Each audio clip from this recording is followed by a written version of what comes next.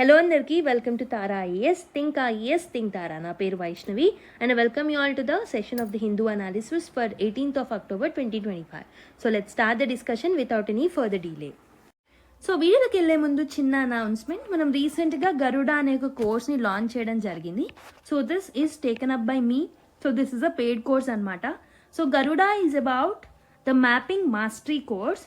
So ఇక్కడ మనం world static మ్యాపింగ్ని డీల్ చేయడం జరుగుతుందన్నమాట. Will pick up each and every important continent and will cover key themes like mountains, rivers, straits, international boundaries, biospheres, global hotspots, etc. And many more current related things will also be covered in this. Once you are done with this particular course, it will be very easier for you to visualize the things and to understand the world history, to understand the different groupings in the international relations, to understand geography concepts, locations, and many more. So that is where world mapping అనేది చాలా important అవుతుంది and డైరెక్ట్గా యూపీఎస్సీలో కూడా questions అనేవి వస్తూ ఉన్నాయి. Okay, so previous year క్వశ్చన్స్ని ఆధారంగా తీసుకొని ఇంపార్టెంట్ ఆస్పెక్ట్స్ని కూడా మనం కవర్ చేస్తాం కాబట్టి if you want to purchase you can purchase at only 499. So 3 practice tests అనేవి ఉంటాయి for smart and effective revision. Practice booklet కూడా ఇస్తాము with high resolution maps that you use in the discussion. Okay, already demo sessions ఉన్నాయి. If you want, you watch it and then you can join the course. Okay, with this note, let me start. And before that, world history courses ఉన్నాయి and economy related course, anthropology related courses. So try to explore our website and also you can explore our application also, the mobile application. So tarais.com వెళ్ళి అక్కడ purchase చేయొచ్చు డైరెక్ట్గా, లేదా 63059553 అనే నెంబర్కి call చేసి కూడా you can take in to the admissions of this particular courses. So let me start the discussion without any further delay. So first article వచ్చేసి బ్లేటెంట్ అగ్రెషన్ అని చెప్పేసి యుఎస్ అండ్ వెనిజులా యొక్క రిలేషన్స్ గురించి చూద్దాం. So this is an international relations related topic. So basically ఈ topic ఏదైతే ఉందో దీనికి సంబంధించిన the updates or other newses is also there in the news paper. Like first పేజ్లో మీరు చూసుకుంటే వెనిజులా అండ్ యుఎస్ యొక్క క్లాష్ గురించి ఒక ఆర్టికల్ రావడం జరిగింది.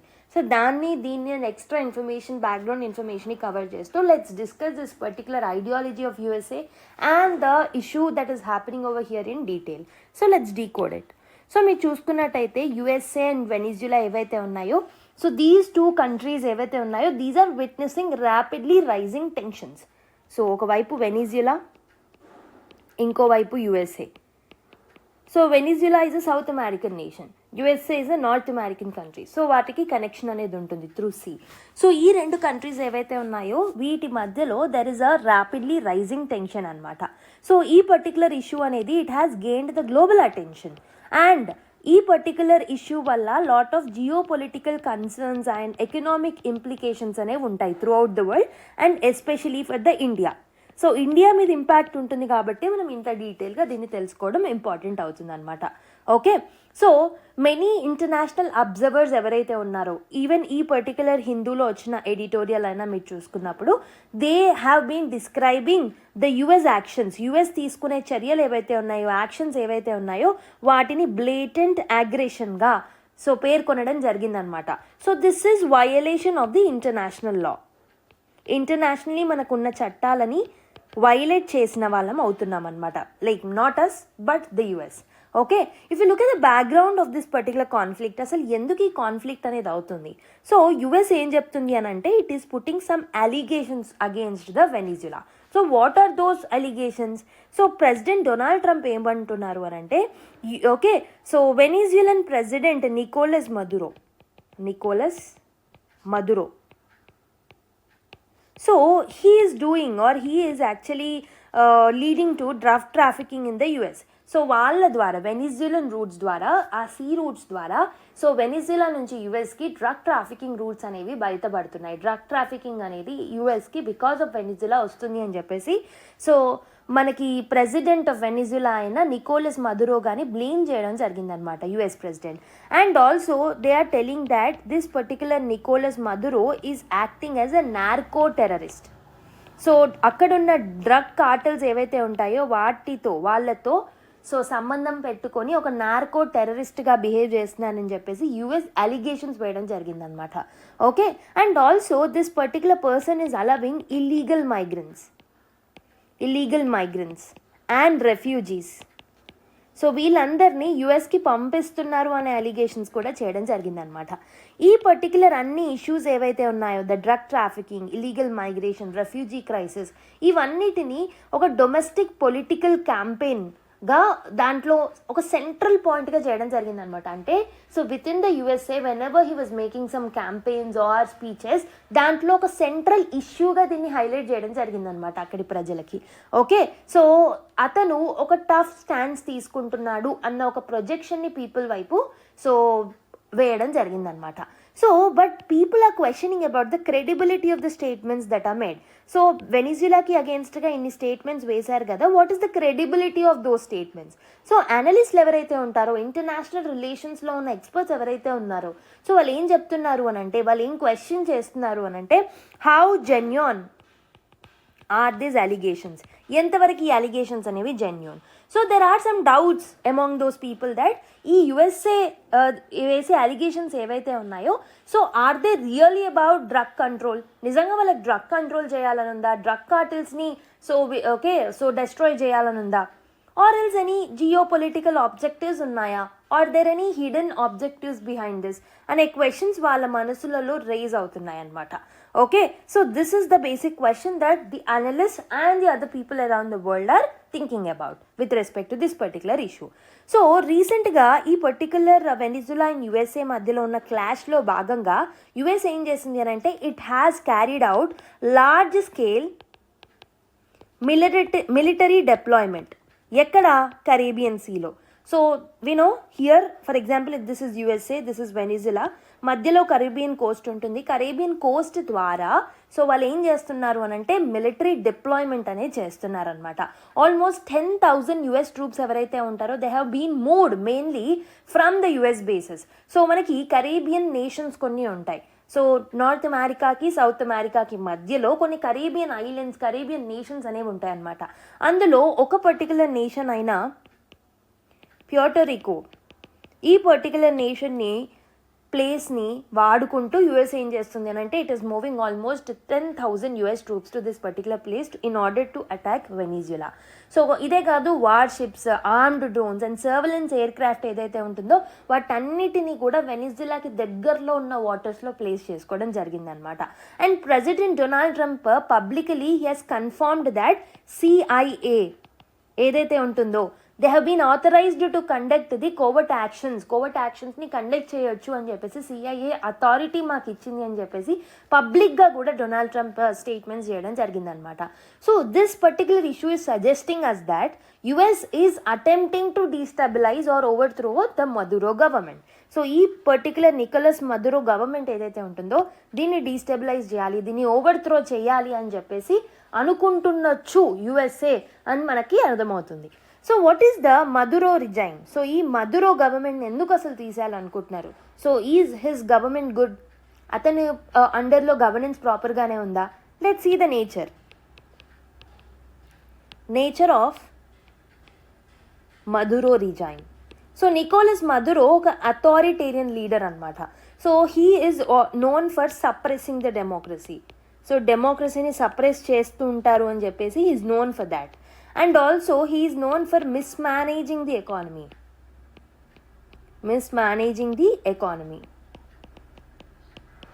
And also ఇతను ఎవరైతే ఈ మదురో ఎవరైతే ఉన్నారో he is enriching himself while the people suffer. అంటే అక్కడున్న people సఫర్ అవుతున్నప్పటికీ he is actually enjoying those luxurious lifestyles. So however ఇది ఒకప్పటి వరకు ఒక ఎక్స్టెంట్ వరకు నిజమైనప్పటికీ సో ఇంకొక వైపు ఏంటంటే కొంతమంది స్పెషలిస్ట్లో కొంతమంది ఎక్స్పర్ట్స్ ఏం చెప్తున్నారు అని అంటే, they are telling that US Venezuela మీద వేసే శాంక్షన్స్ ఏవైతే ఉన్నాయో those are the reasons for the mismanagement of this economy వాళ్ళ ఎకానమీ అనేది క్రిపుల్ అవ్వడానికి, వర్సన్ అవ్వడానికి one of the reasons is US వేసే శాంక్షన్స్. యుఎస్ తరచుగా వెనిజులా మీద వేసే శాంక్షన్సే ఈ పర్టికులర్ ఎకనామిక్ అండ్ పబ్లిక్ హార్డ్షిప్కి దారి తీస్తుంది. And this particular is triggering the mass migration అని చెప్పేసి అంటున్నారనమాట. అంటే ఒక పర్టికులర్ కంట్రీలో ఎకానమీ బాగాలేనప్పుడు definitely they try to migrate to other place so to get some job opportunities or to continue their livelihood. అందుకే మైగ్రేషన్ జరుగుతుంది, అందుకే ఎకానమీ అనేది కూడా క్రిపుల్ అవుతుంది అని చెప్పేసి ఇంకొంతమంది అంటున్నారనమాట. సో మీరు దీని యొక్క హిస్టారికల్ కాంటెక్స్ట్ చూసుకుంటే, so the history behind this particular issue, if you look at that, so there is something called as USA's interference in Latin America. Okay, USA తరచుగా లాటిన్ అమెరికన్ కంట్రీస్లో తరచుగా ఇన్వాల్వ్ అవుతూ ఉంటుందన్నమాట. So ఎందుకు involve అవుతుంది అని అంటే, so for example let me take back you to 1820s. 1820sలో US president was James Monroe. So ఇతను ఎవరైతే ఉన్నారో 1820sలో he declared or he came up with the concept called as Monroe doctrine. So ఈ Monroe డాక్ట్రిన్లో యొక్క important postulates మీరు చూసుకున్నట్టయితే ఏముంటాయి అని అంటే, లాటిన్ అమెరికా ఏదైతే ఉంటుందో, ద లాటిన్ అమెరికన్ రీజన్ ఏదైతే ఉంటుందో, it was under the US spear.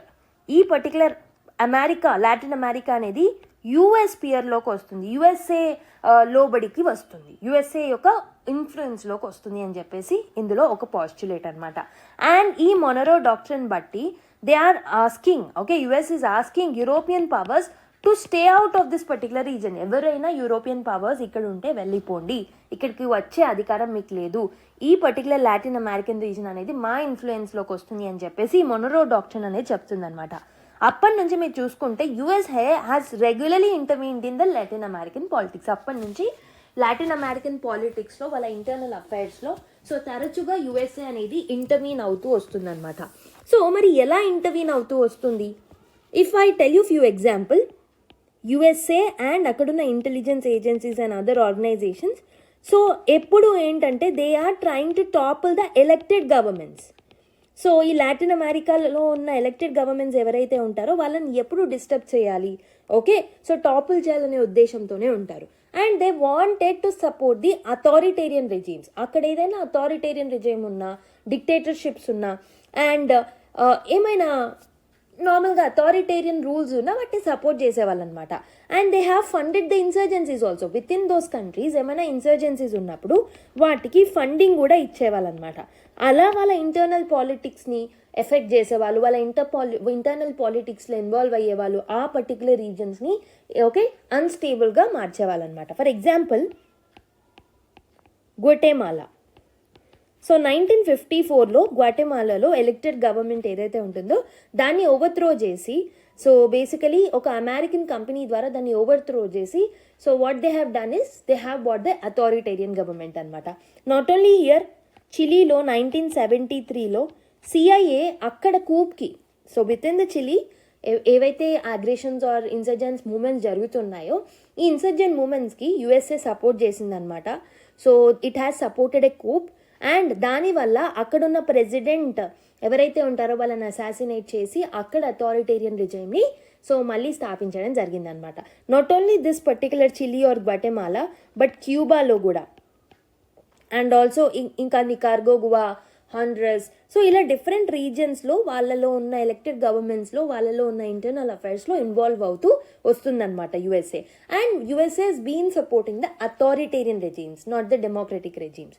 So ఈ పర్టికులర్ యాక్షన్స్ వల్ల ఏమైంది, యుఎస్ఏ ఈ లాటిన్ అమెరికన్ అఫైర్స్లో ఇంటర్వీన్ అవ్వడం వల్ల అండ్ ఆల్సో అథారిటేరియన్ రెజీమ్స్కి సపోర్ట్ చేయడం వల్ల ఏమైంది అని అంటే, the results of this actions are, ఈ ఇంటర్వెన్షన్స్ అనేవి ఆ రీజన్స్ని టోటల్గా డీస్టెబిలైజ్ చేశాయి. So they have destabilized the region. Definitely authoritarian regimes ఉంటే ప్రోగ్రెషన్ విల్ నాట్ హ్యాపెన్.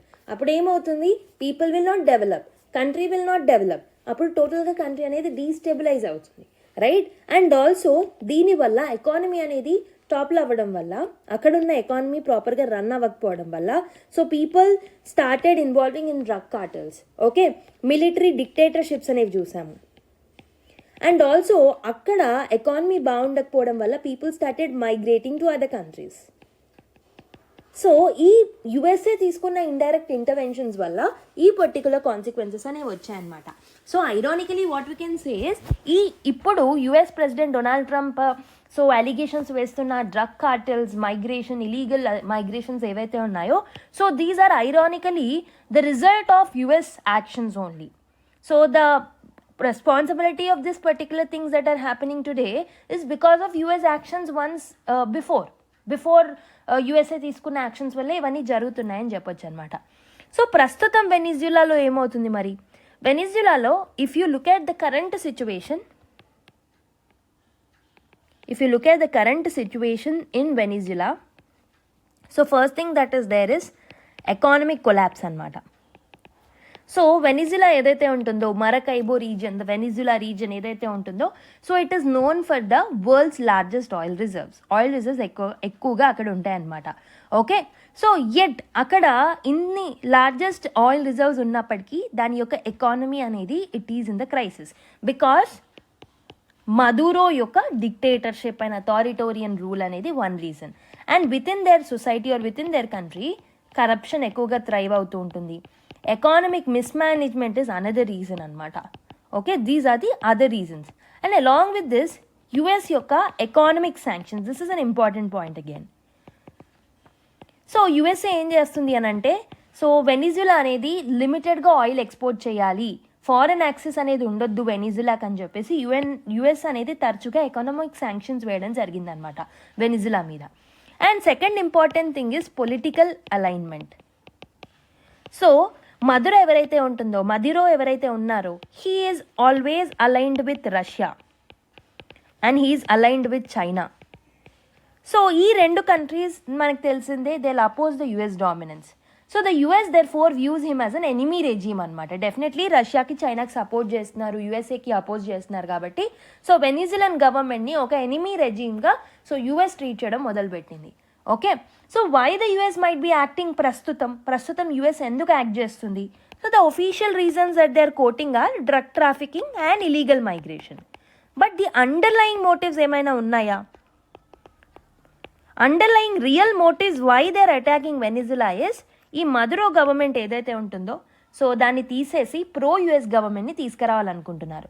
దాంతోపాటు వెనిజులాలో ఉన్న ఆయిల్ రిసోర్సెస్ ఏవైతే ఉన్నాయో, ద ఎకనామిక్ థింగ్స్, వెనిజులాలో ఉన్న ఆయిల్ రిసోర్స్ని, అక్కడ ఉన్న ఆపర్చునిటీస్ని లెవరేజ్ చేయాలనుకుంటున్నారు. And third important reason is Russia and China యొక్క ఇన్ఫ్లుయెన్స్ని తగ్గించాలనుకుంటున్నారు అనమాట in the western hemisphere. Okay, so దీనివల్ల ఇంటర్నల్ ఈ మోటివ్స్ ఉండడం వల్ల ప్రస్తుతం USA is acting against the Venezuela అనమాట. సో దీనివల్ల వచ్చిన పాసిబుల్ కాన్సిక్వెన్సెస్ ఏంటి? What are the possible consequences because of this? So రీజనల్గా ఇంపాక్ట్ ఉంటుంది, గ్లోబల్గా కూడా ఇంపాక్ట్ ఉంటుంది అనమాట. సో రీజనల్ ఇంపాక్ట్స్ మీరు చూసుకున్నట్టయితే ఈ మిలిటరీ కన్ఫ్రంటేషన్ ఏదైతే ఉంటుందో the entire Latin American reason యొక్క స్టెబిలిటీని డీస్టెబిలైజ్ చేసేస్తుంది. అండ్ వెనిజులా ఏదైతే ఉంటుందో it has already mobilised the troops on it's Coast in the borders with Colombia. So both the countries are acting on their own ways. So this will again destabilize the neighboring countries also. చిన్న clashes అయినా total ఒక full scale conflict అయ్యే అవకాశం ఉంటుందన్నమాట. So it will escalate into the full scale conflict. So regional ఏరియాస్లోనే కాదు global impact కూడా ఉంటుంది ఈ పర్టికులర్ యాక్ట్స్ వల్ల. ఎందుకు ఉంటుంది అని అంటే, సో ఈ పర్టికులర్ థింగ్ వల్ల ఆల్రెడీ మనకు తెలుసు, ఒకవైపు ఇజ్రాయెల్ గాజా వార్ ఆ టెన్షన్స్ ఉన్నాయి. హవెవర్ రీసెంట్గా ఒకవైపు ఒక చిన్నపాటి పాజ్ ఆర్ కన్క్లూజన్ అనేది వస్తుంది, మనం చూస్తున్నాం. బట్ హవెవర్ దానివల్ల మనం సఫర్ అవుతున్నాం. And also Israel's attack on Iran, okay, in the month of May or June. And again Ukraine Russia war. And recent టైమ్స్లో we have seen with respect to Thailand issue. So ఇలా different issues చూస్తూనే ఉన్నాం. And also red see దగ్గర మనకి issues, so ఐమెక్ లాంటి projects continue అవ్వట్లేదు. ఇలా lot of geopolitical tensions అనేవి చూస్తూనే ఉన్నాం.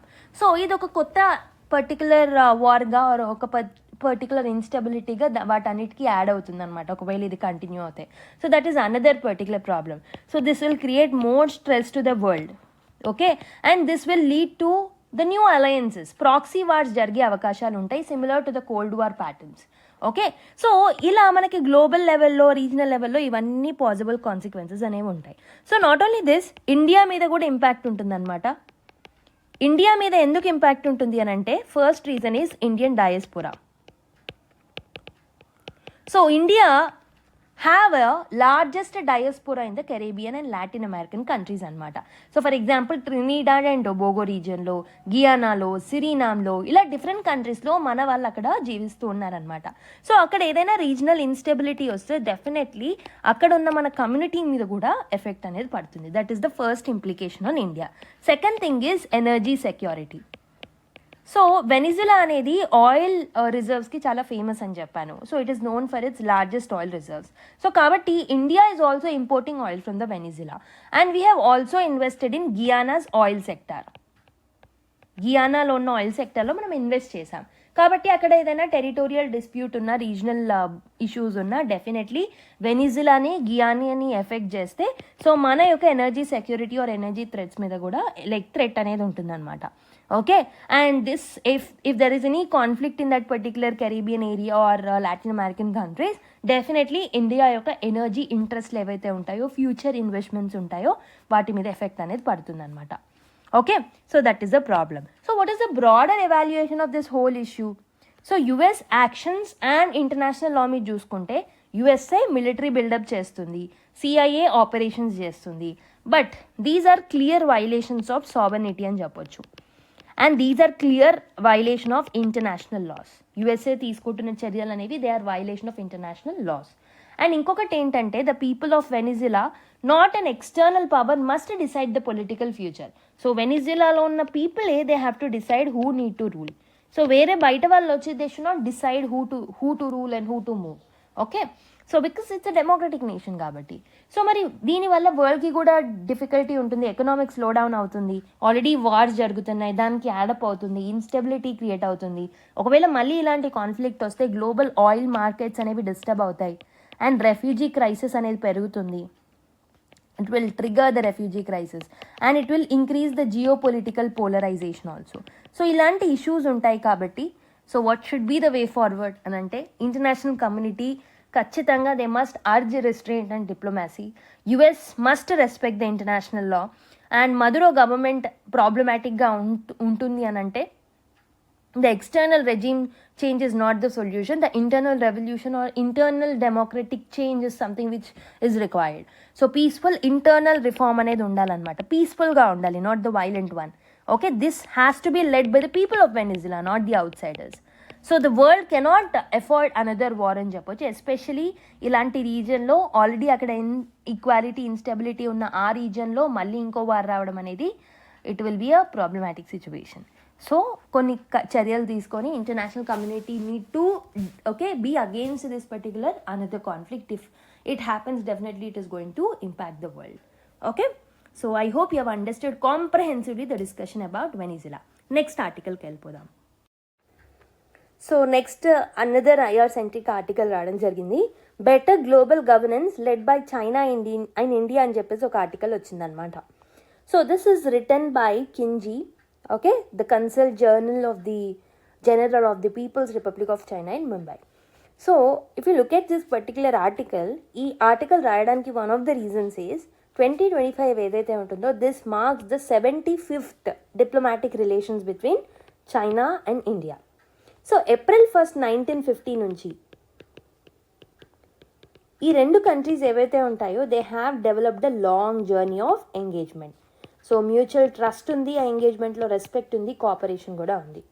So especially top level diplomatic leaders ఎవరైతే ఉంటారో of the both the countries they have played a very great role in shaping this particular relationship అని చెప్పొచ్చు అనమాట. Okay, so next point that this article is mentioning is about leadership diplomacy and key meetings. So leadership diplomacy ఎలా ఉంది and మన countries మధ్యలో జరిగిన కొన్ని important events are meetings ఏమేమి అయ్యాయి అనేది ఇక్కడ మెన్షన్ చేయడం జరిగింది. Let's see one after the other. Okay, key meetings. So first thing ఏంటి అని అంటే there are some close relations between Xi Jinping and Modi.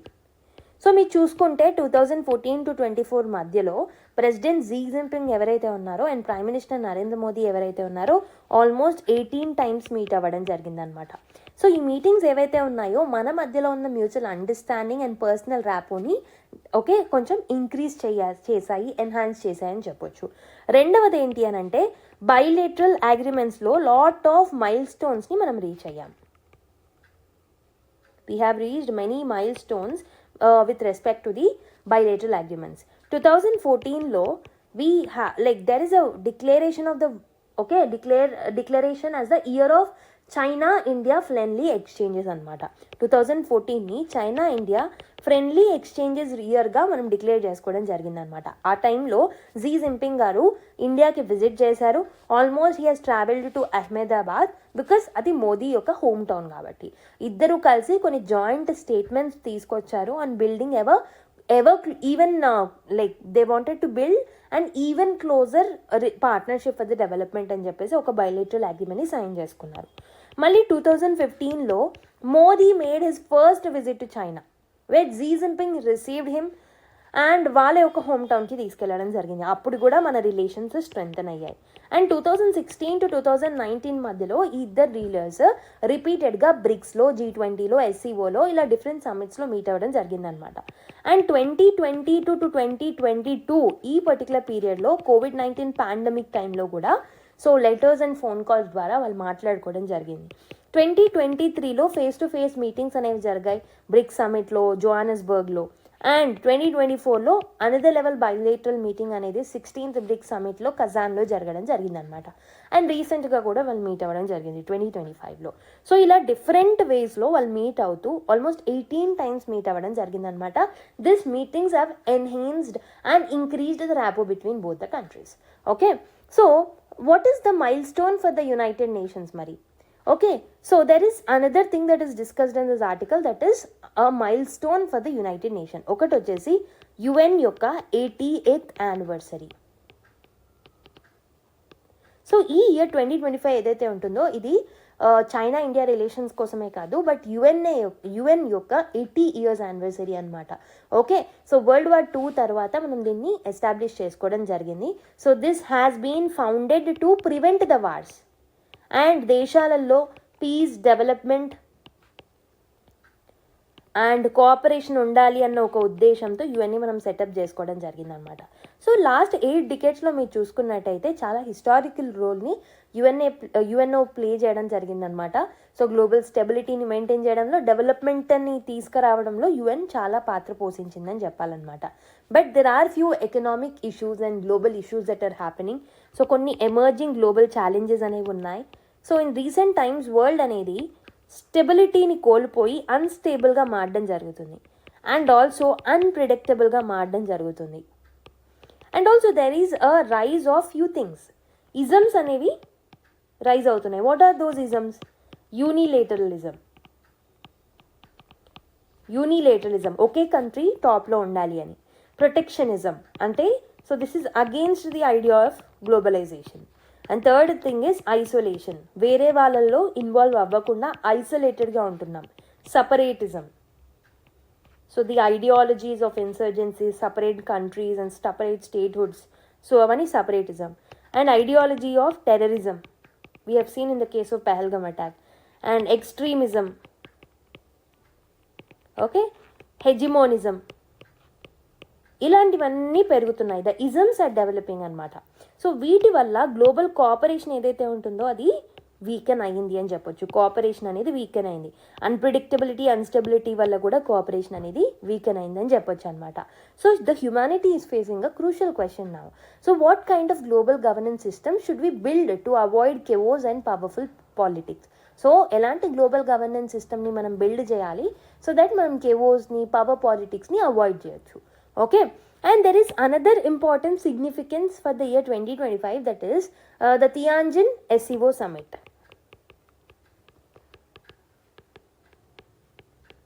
Okay, so this marks the 25th SCO Summit అనమాట Tianjinలో, where Xi Jinping and Modi again అక్కడ 19th meeting conduct చేసుకోవడం జరిగింది. So this is an event of global importance. Almost 2.8 billion people in China and India and the rest of the world are watching very closely about this particular event. We're watching this event. ఈ summit అనేది it is expected to discuss bilateral relations, global governance and future of the humanity.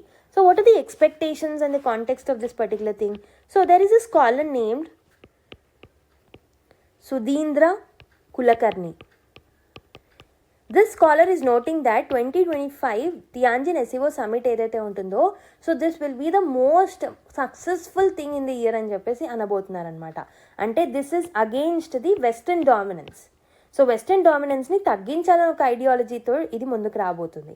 And also it is moving towards multipolarity, multilateralism. Okay, ఇప్పుడు మనం unilateralism నుంచి multilateralism ఫోకస్గా ఈ particular summit ఉంటుంది. And Asia and Eurasia ఏవైతే ఉంటాయో, these 2 areas are going to become the key centers of global power. So కాబట్టి ఈ పర్టికులర్ సమిట్ అనేది చాలా ఇంపార్టెంట్ అని చెప్పేసి అంటున్నారనమాట.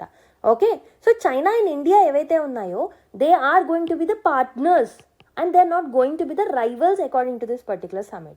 And President Xi Jinping has stated that China and India evaithe unnayo, they both are sharing the responsibility of improving the people's welfare. ఇద్దరు కూడా ప్రజల సంక్షేమం కోసం ఆలోచిస్తున్నారు. ఓకే, ఇద్దరు కూడా unity among the developing countries గురించి పోరాడుతున్నారు. కాబట్టి ఈ రెండు కంట్రీస్ మధ్యలో ఉన్న కాంపిటీషన్ కోఆపరేషన్ ఏదైతే ఉంటుందో, so that will help in advancing the human civilization అని చెప్పేసి జీ జిన్పింగ్ గారు చెప్పారనమాట. And Xi has given 4 suggestions. ఒకటి వచ్చేసి స్ట్రాటజిక్ కమ్యూనికేషన్ని మనం డీపెన్ చేసుకోవాలి. We need to have that mutual trust between both of us. And also ఎక్స్చేంజెస్ని ఎక్స్పాండ్ చేసుకోవాలి.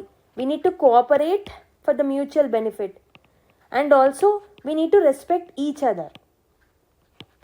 అదర్స్ కన్సర్న్స్ని మనము రెస్పెక్ట్ చేయాలి. అండ్ మల్టీలాటరల్ కోఆర్డినేషన్ని మనం పెంచుకోవాలని చెప్పేసి చెప్పడం జరిగింది. So what is the Modi's response on it? So mister Modi has agreed it. Okay, India and China relations అనేవి ఇంప్రూవ్ అవుతున్నాయని అగ్రీ చేశారు. ఒక పాజిటివ్ ట్రాజెక్టరీలో వెళ్తున్నాయని అగ్రీ చేశారు. And mister Modi has noted that peace and stability అనేవి, so they have to be maintained along the border also. బార్డర్లో కూడా పీస్ అండ్ స్టెబిలిటీని మనం మెయింటైన్ చేయాలి. ఓకే, అండ్ ఆల్సో మనము ఏవైతే ఈ గల్వాన్ క్లాష్ తర్వాత ఓకే స్టాప్ చేసిన ఫ్లైట్స్ ఏవైతే ఉంటాయో వాటిని మనం రెజ్యూమ్ చేసుకోవాలని చెప్పేసి చెప్పారనమాట. సో ఈ 2 కంట్రీస్ మధ్యలో కోఆపరేషన్ జరిగితే బోత్ ద కంట్రీస్కి హెల్ప్ఫుల్ అవుతుందన్నమాట. Not only both the countries but for the entire world అని చెప్పేసి ఆథర్ అంటున్నారు. ఎందుకనంటే China and India should be the partners. అప్పుడు వరల్డ్ అనేది ఒక మంచి డైరెక్షన్లో వెళ్తుంది, rather than being the rivals. Okay, because the areas of engagement ఏదైతే ఉంటుందో definitely it will have a higher significance than the areas of disagreement between both the countries. కాబట్టి India and China యొక్క cooperation అనేది so 21st సెంచరీని ఒక true Asian సెంచరీగా మారుస్తుంది ఒకవేళ ఈ 2 countries mutual ట్రస్ట్తో ఇద్దరు కోఆపరేట్ చేసుకుంటే. అండ్ 2 కంట్రీస్ మల్టీలాటరలిజంని ఫోకస్ చేయాలి. ఓకే, అండ్ ఈ పర్టికులర్ టియాంజిన్ సమిట్లో మిగతా వాటిలలో they have come up with something called as global governance initiative. మీకు గుర్తుంటే ఫ్యూ డేస్ బ్యాక్ చెప్పాను. So this was highlighted in Tianjin SCO summit. So this was launched by Xi Jinping. So ఈ particular GGI అనేది 5 core principles మీద focus చేస్తూ ఉంటుందన్నమాట. అవి ఏంటి? So first important principle is commitment to sovereign equality.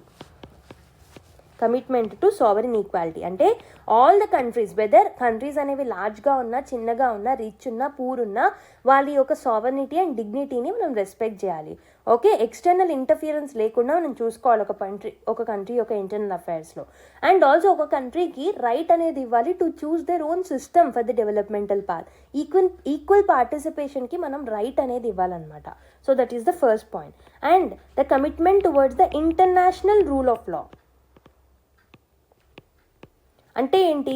UN ఇచ్చిన charters, UNO ఇచ్చిన principle, ILO ఇచ్చిన లేబర్ రైట్స్, ఇలా డిఫరెంట్ ఆర్గనైజేషన్స్ ఏవైతే రూల్స్ అండ్ రెగ్యులేషన్స్ ఇస్తున్నాయో విచ్ ఆర్ ఇంటర్నేషనల్ ఆర్గనైజేషన్స్, వాటిని మనము అబైడ్ అయ్యి ఉండాలి, వాటిని మనం ఫాలో అవ్వాలి. ఆ ప్రిన్సిపల్స్ వెనకాల ఉన్న మోటివ్ని నిలబెట్టాలి అని చెప్పేసి సెకండ్ ఇంపార్టెంట్ థింగ్గా పెట్టుకున్నారు. అండ్ థర్డ్ థింగ్ ఇస్ మల్టీలాటరలిజమ్స్ మీద మనము ఒక కమిట్మెంట్తో ముందుకు రావాలి. సో గ్లోబల్ ఇష్యూస్ ఏవైతే ఉంటాయో సో కలెక్టివ్గా వాటి మీద సొల్యూషన్స్ని మనం తీసుకురావాలి.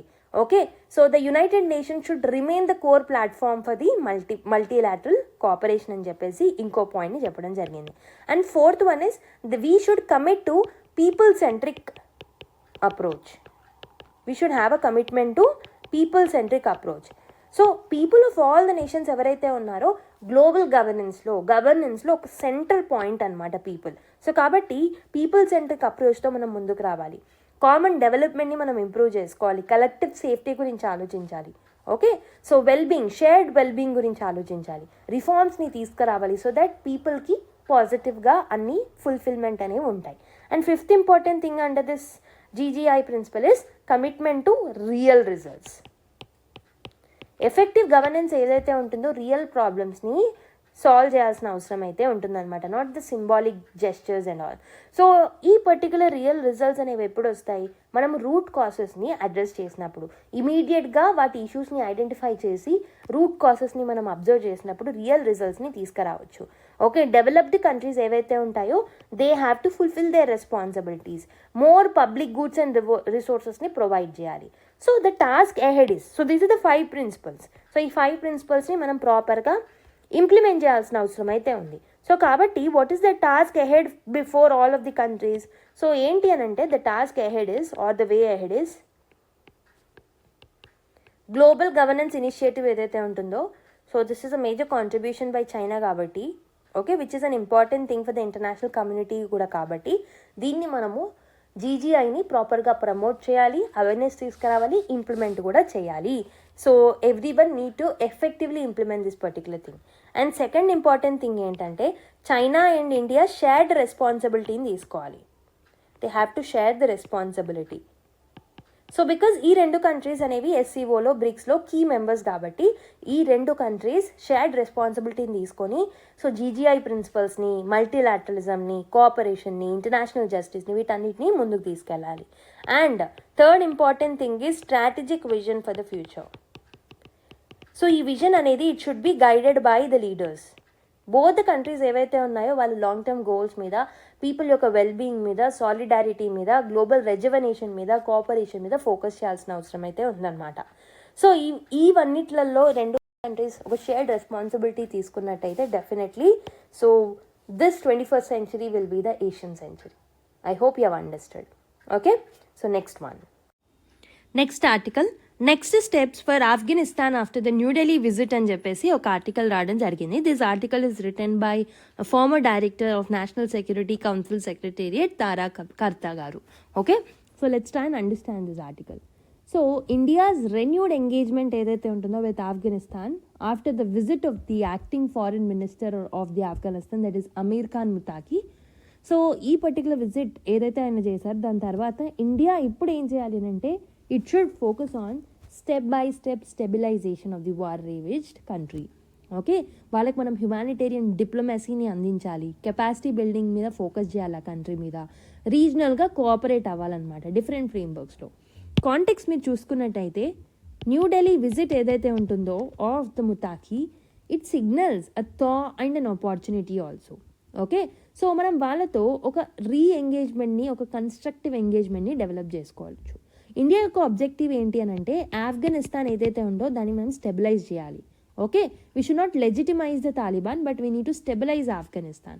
ఎంగేజ్మెంట్ ఏదైతే ఉందో విత్ దాట్ పర్టికులర్ కంట్రీ అది ఇండియా యొక్క ఇమేజ్ని ఎన్హాన్స్ చేస్తుంది because it will be looked by other countries as a humanitarian force to reckon with. Okay, so ఇంకొకటి ఏంటి అని అంటే we are trying to counter terrorism by engaging with that country.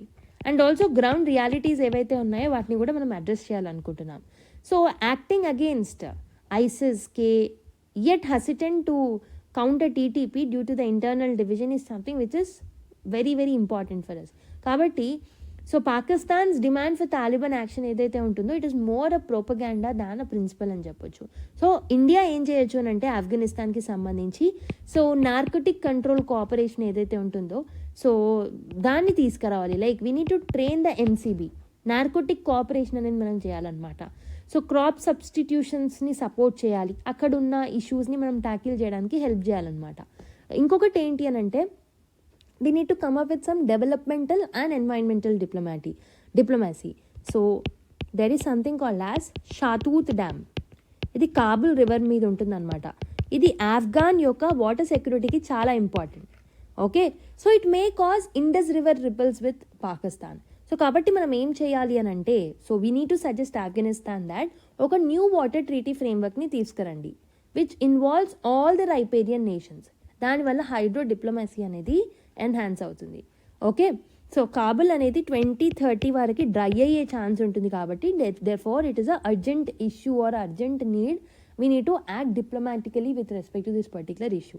And ఎడ్యుకేషన్ని మనం ఫోకస్ చేయాలి కాబుల్లో. విమెన్ ఎడ్యుకేషన్ని ప్రయారిటైజ్ చేయాలి. ఉమెన్ ఎడ్యుకేషన్ని వాళ్ళు సపోర్ట్ చేసేలాగా మనం చేయాలన్నమాట. అండ్ ఇండియాస్ 1000 స్కాలర్షిప్స్ ఏవైతే ఉన్నాయో that is a first important step that we can do. So మనం ఆల్రెడీ ఒక స్టెప్ తీసుకున్నాం. సో స్టిల్ మనం ఎడ్యుకేషనల్ కారిడార్స్ని తీసుకురావడంలో, ఎడ్యుకేషన్ని ఇన్వెస్ట్మెంట్ జోన్స్తో అలైన్ చేయడంలో వాళ్ళకి హెల్ప్ చేయాలన్నమాట.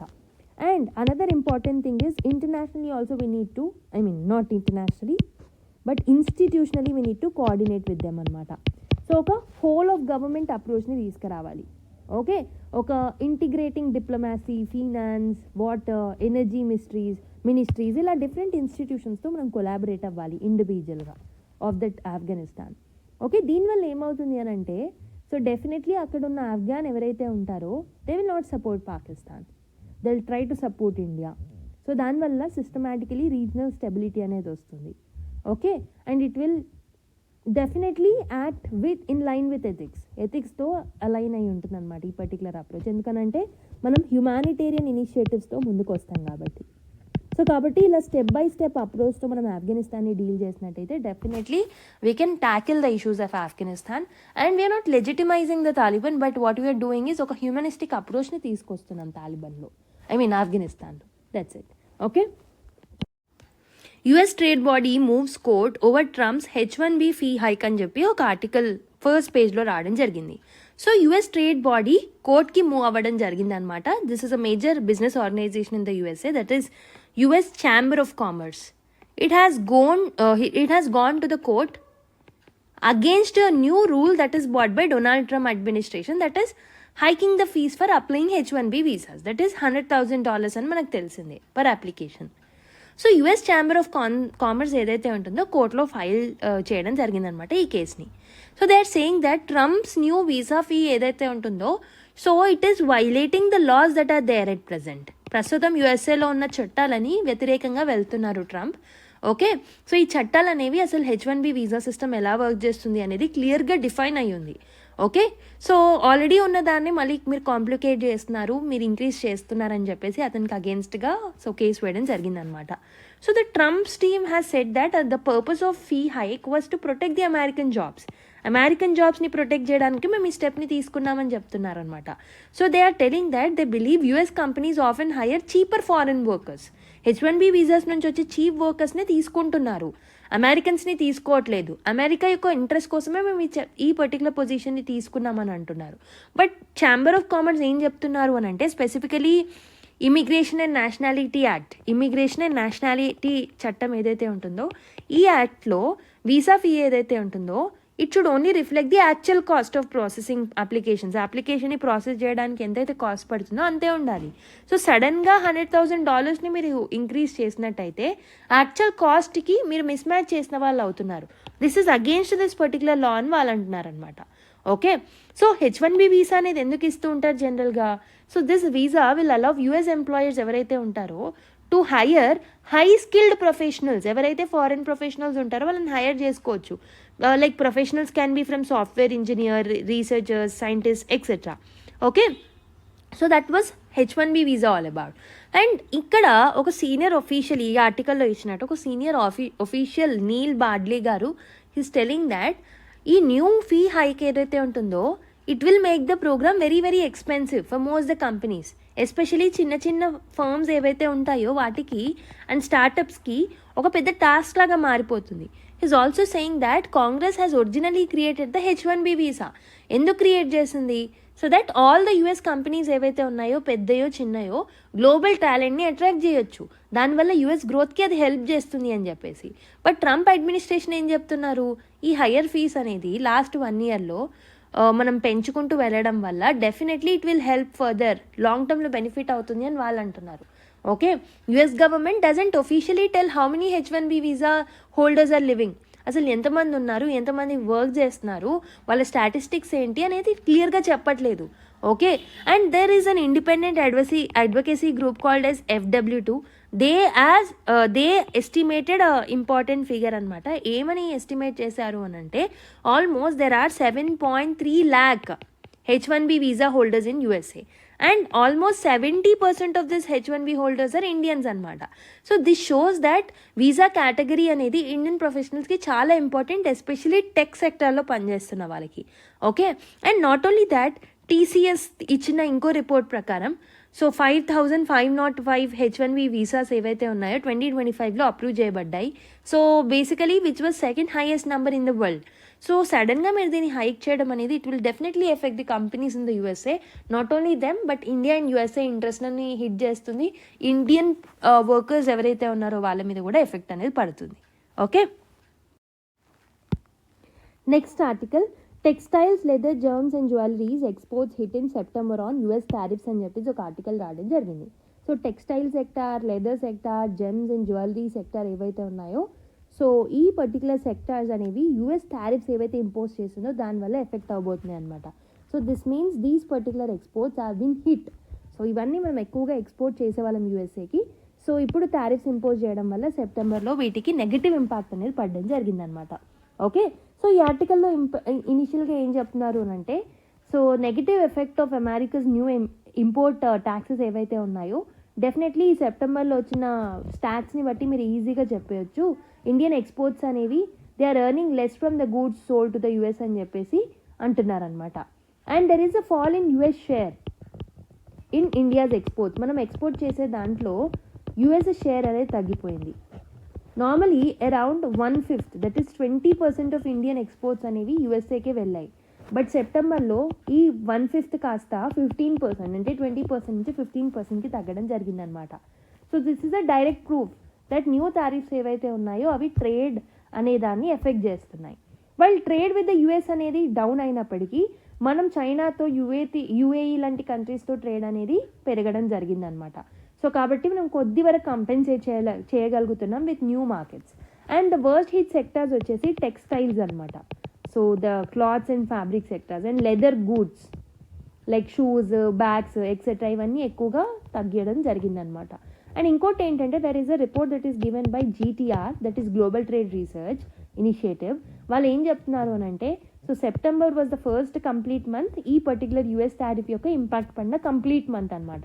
కాబట్టి definitely this shows that there is something that is happening, like ఎంత ఇంపాక్ట్ అయిందో మనకు క్లియర్గా తెలుస్తుంది ఇప్పుడే.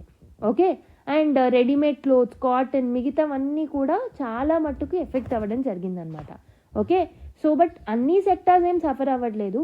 So exports of electronic goods అనేవి బాగానే జరుగుతున్నాయి. 50% అనేది జరుగుతుంది ఎలక్ట్రానిక్ గూడ్స్. అంటే ఎలక్ట్రానిక్స్ మ్యానుఫ్యాక్చరింగ్లో మిగతా వాటిల్లో మనం బూమ్ అవుతున్నామని చెప్పొచ్చు అనమాట. Okay, and overall Indian total exports వచ్చేసి 12% డ్రాప్ అవ్వడం జరిగింది యూఎస్ఏకి. So because of the higher tariffs. And Indian exporters ఎవరైతే ఉన్నారో క్లియర్గా వేరే మార్కెట్స్కి డైవర్ట్ అవుతున్నారు. For example China and UAE లాంటి మార్కెట్స్కి డైవర్ట్ అవుతున్నారు. అండ్ ఇంకా మనం మార్కెట్ డైవర్సిఫికేషన్ చేసుకోవడం very very important. Okay, next one, 210 Maoists lay down arms in Chhattisgarh, the largest ever surrender by group అని చెప్పేసి ఒక ఆర్టికల్ వచ్చింది. So Jagdalpur, the head quarters of Bastar district in Chhattisgarh ఏదైతే ఉందో ఇక్కడ ఒకేసారి 210 నక్సలైట్ ఆర్ మావోయిస్ట్ మెంబర్స్ ఎవరైతే ఉన్నారో so they have laid down the arms అనమాట ఛత్తీస్గఢ్లో. So they all came from Dandakaranya reason. Okay, so ఈ పర్టికులర్ దండకారణ్య రీజన్ అనేది మావోయిస్ట్ యాక్టివిటీస్కి పెట్టిందే పేరు చాలా రోజుల నుంచి. సో వాళ్ళే వచ్చి వెపన్స్ని సబ్మిట్ చేయడం జరిగిందనమాట సరెండర్ కమ్ రీహాబిలిటేషన్ అప్రోచ్లో భాగంగా. Okay, so state government data ప్రకారం this is the largest ever surrender in the history of India's fight against the Maoist. Almost 210 people రావడం జరిగిందనమాట. Okay, so this is an important update అని చెప్పొచ్చు. So మనము so బేసిక్గా we are going to end this particular thing by March కాబట్టి so మావోయిజంని నక్సలిజంని end చేసేయాలనుకుంటున్నాం బై మార్చ్ 2026. దాంట్లో భాగంగా this will help. Okay, Naxal Mukt భారత్ని మనం అచీవ్ చేయాలనుకుంటున్నాం. దాంట్లో one of the important thing అని చెప్పొచ్చు అనమాట. Okay, so this is just an update. You don't need to go into the names of the people, the details of the things. Just ఈ అప్డేట్ని మీరు so you can quote while writing internal security, left wing extremism టాపిక్లో నక్సలిజం అనే టాపిక్లో మీరు mention చేసినప్పుడు you can quote this kind of things. అచీవ్మెంట్స్లో భాగంగా దీన్ని కోట్ చేయొచ్చు. Okay, rotavirus vaccine effective against gastroenteritis in children అని చెప్పి ఒక ఆర్టికల్ వచ్చింది. So new scientific study conduct చేశారనమాట. That is showing that Indian made rotavirus vaccine ఏదైతే ఉంటుందో ఇది గ్యాస్ట్రోఎంటరైటిస్ డిసీజ్ ఏదైతే ఉంటుందో that is severe diarrhoea, so దాన్ని కూడా తగ్గిస్తుంది చిల్డ్రన్లో అని ఒక పర్టికులర్ సైంటిఫిక్ స్టడీ చెప్తుంది అనమాట. సో ప్రతి సంవత్సరం 1,28,500 చిల్డ్రన్ ఎవరైతే ఉన్నారో, ఎవరైతే 5 years కన్నా చిన్న వాళ్ళు ఉన్నారో ఈ రోటా వైరస్ ఇన్ఫెక్షన్ నుంచి ప్రాబ్లమ్స్ని ఫేస్ చేస్తూ ఉంటారు. సో డయేరియల్ డిసీజెస్ రావడానికి one of the important virus that is leading a cause is rota virus అనమాట. డీహైడ్రేషన్కి గురవుతూ ఉంటారు, దాన్ని అన్ట్రీట్ చేయకుండా ఉంటే ఒక్కొక్కసారి చనిపోతూ ఉంటారు కూడా. సో రీసెంట్ స్టడీ ఏం చెప్తుంది అని అంటే ద సైన్స్ జర్నల్ నేచర్ ఏదైతే ఉందో ఆ పర్టికులర్ స్టడీ ప్రకారం, ఈ జర్నల్లో మెన్షన్ చేసిన దాని ప్రకారం rotavirus vaccine that is Rotavac ఇది యూనివర్సల్ ఇమ్యునైజేషన్ ప్రోగ్రాంలో కూడా ఉంది 2016 to 20 మధ్యలో. ఓకే, సో ఈ పర్టికులర్ రోటా వైరస్ అనేది ఈ పర్టికులర్ గ్యాస్ట్రోఎంటరైటిస్ ప్రాబ్లమ్ని కూడా సాల్వ్ చేయగలుగుతుంది అని ఈ పర్టికులర్ స్టడీ చెప్పడం జరిగిందనమాట. ఈ రోటావాక్ అనేది 2016లో యూఐపి యూనివర్సల్ ఇమ్యునైజేషన్ ప్రోగ్రాంలో భాగంగా మనం ఇంక్లూడ్ చేసుకోవడం జరిగింది. ఇది ఒక ఓరల్ వ్యాక్సిన్, ఇంజెక్షన్ ద్వారా కాదు బై మౌత్ తీసుకుంటూ ఉంటారు. ఇండిజీనియస్గా డెవలప్ చేసిన వ్యాక్సిన్ అనమాట. It is administered to the babies who are 6 weeks, 10 weeks and 14 weeks. ఇది యూఐపీలో భాగం కాబట్టి వ్యాక్సిన్ అనేది free of cost for all the eligible children అనమాట across the country. Okay, so that is something which you have to remember. So the Rotavac effectiveness వచ్చేసి normal programme కండిషన్స్లో 54% గ్యాస్ట్రోఎంటైటిస్ని కూడా తగ్గిస్తుంది. Okay, so that is where it is helpful. Just ఈ particular థింగ్ని గుర్తుపెట్టుకోండి, more than that is not required. So ఈ రోటావాక్ అనేది it is developed through public private partnership అని గుర్తుపెట్టుకోండి, important point. That is department of biotechnology, Bharat Biotech, US national institutes of health and CDC of US, Stanford university, path, వీళ్ళందరూ కలిసి తీసుకురావడం జరిగిందనమాట. Even bill and Melinda gates foundation కూడా funding support ఇవ్వడం జరిగింది. Okay, so this is something which have to remember. Just rotavirus గురించి మీకు తెలియాలి, అందుకే ఈ పర్టికులర్ ఆర్టికల్ని పిక్ చేసుకున్నాను. సో ఫస్ట్ పేజ్లో image and also there is another article the same thing. So ఏం చెప్తున్నారు అని అంటే ఈ ఆర్టికల్లో నాసిక్లో డిఫెన్స్ మినిస్టర్ రాజ్నాథ్ సింగ్ గారు న్యూ ఎయిర్ క్రాఫ్ట్ ప్రొడక్షన్ లైన్స్ని హిందుస్థాన్ ఏరోనాటికల్ లిమిటెడ్లో ఆన్ ఫ్రైడే లాంచ్ చేయడం జరిగిందనమాట, ఇనాగ్రేట్ చేయడం జరిగింది. ఈ ఈవెంట్లో so he flagged off the first Tejas MK-1A, Tejas MK-1Aని ఫ్లాగ్ ఆఫ్ చేయడం జరిగింది. This is a light combat aircraft అనమాట which is provided by HAL. He also inaugurated the third production line for Tejas MK-1A fighter jets kuda, and also the second production line for Hindustan Turbo Trainer. Okay, this shows that Rajnath Singh గారు ఏం describe చేశారు అంటే Tejas MK-1A ఏదైతే ఉంటుందో ఇది India యొక్క symbol, self రిలయన్స్కి ఒక symbol లాంటిది డిఫెన్స్ సెక్టార్లో. And he said that new production lines ఏవైతే ఉన్నాయో HTT-40 కానీ మిగతావి కానీ, this shows the team work of India between the government, industry and academia. Okay, so this is a major transformation in the defence sector అని చెప్పేసి అంటున్నారు అనమాట. Defence production అనేది మ్యాసివ్ ట్రాన్స్ఫర్మేషన్ని ఇక లాస్ట్ 1 decade ఎంతవరకు ట్రాన్స్ఫార్మ్ అయిందో మీరే చూడండి అని చెప్పేసి అంటున్నారు. అండ్ ఎర్లియర్ మీరు ఇండియాలో చూసుకుంటే 65 to 70% ఆఫ్ ది ఇంపోర్ట్స్ అనేవి మనకి జరిగాయి అనమాట defence ఎక్విప్మెంట్లో.